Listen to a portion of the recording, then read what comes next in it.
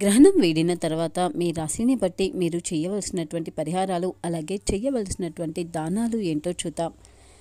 ఈ సెప్టెంబర్ 7వ తేదీ రోజున సంపూర్ణ చంద్రగ్రహణం రాబోతుంది. సంపూర్ణ చంద్రగ్రహణం మన భారతదేశంలో కూడా కనబడుతుంది. అలాగే సూతక కాలంతో పాటు గ్రహణం మన భారతదేశానికి కూడా వర్తిస్తుంది. అందుకే చంద్రగ్రహణం సెప్టెంబర్ 7వ తేదీ రోజున రాత్రి 9:57 ప్రారంభమై మరుసటి రోజు సెప్టెంబర్ 8వ తేదీ రోజు అర్ధరాత్రి 1:20 వరకు కూడా ఉండబోతుంది. పూర్వభాద్ర నక్షత్రం, శతాభిష నక్షత్రం ఇంకా కుంభ లగ్నాలలో వస్తున్నటువంటి ఈ రాహుగ్రస్త చంద్రగ్రహణం అనేది దాదాపు 3:29 వరకు ఉంటుంది. రాత్రి 11 గంటల నుంచి అర్ధరాత్రి 12:22 వరకు గరిష్ట స్థాయికి చేరుకుంటుంది. ఈ గ్రహణం అనేది భారతదేశం అంతటా కూడా కనబడుతుంది. ముఖ్యంగా జ్యోతిష్య శాస్త్రం ప్రకారం ఈ గ్రహణ ప్రభావం అనేది ప్రతి రాశి వారిపైన కూడా ఉంటుంది. ముఖ్యంగా మీ జాతకంలో చంద్రుని స్థానం బలపడి గ్రహణ దోషం తొలగిపోయి మీ కుటుంబంలో సుఖ సంతోషాలు, జీవితంలో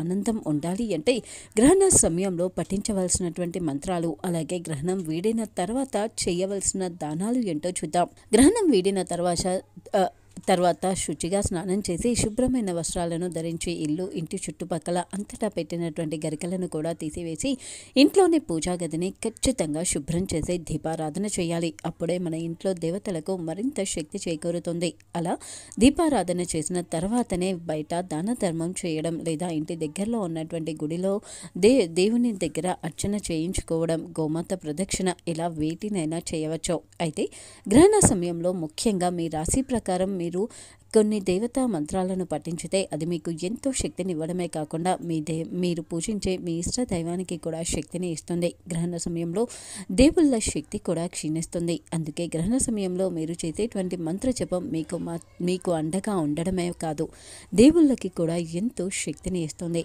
అయితే మీ రాశి ప్రకారం గ్రహణ సమయంలో మీరు పఠించవలసినటువంటి మంత్రం ఏంటి, అలాగే చేయవలసినటువంటి పరిహారాలు ఏంటో చూద్దాం. వృషభ రాశి వారికి శుక్రుడు అధిపతిగా ఉండగా వృషభ రాశి వారు చంద్రగ్రహణ సమయంలో శ్రీ సూక్తాన్ని పారాయణం చేయడం చాలా మంచిది. ఇంకా వీరు తెలుపు రంగులో ఉన్నటువంటి వాటిని, అంటే బియ్యం, పాలు, పంచదార, తెల్లని పువ్వులు, తెలుపు రంగు వస్త్రాలు, అటుకులు, ఇలా వేటినైనా సరే తెలుపు రంగులో ఉన్న వాటిని దానం చేయడం చాలా మంచిది. ఇంకా ఓం శీతాంశు విభంశు అమృతాంశు నమః అనే మంత్రాన్ని 108 సార్లు జపించాలి. ఇలా చేయడం ద్వారా వృషభ రాశి వారికి ఉద్యోగపరంగా, వ్యాపార పరంగా పురోగతి ఉంటుంది.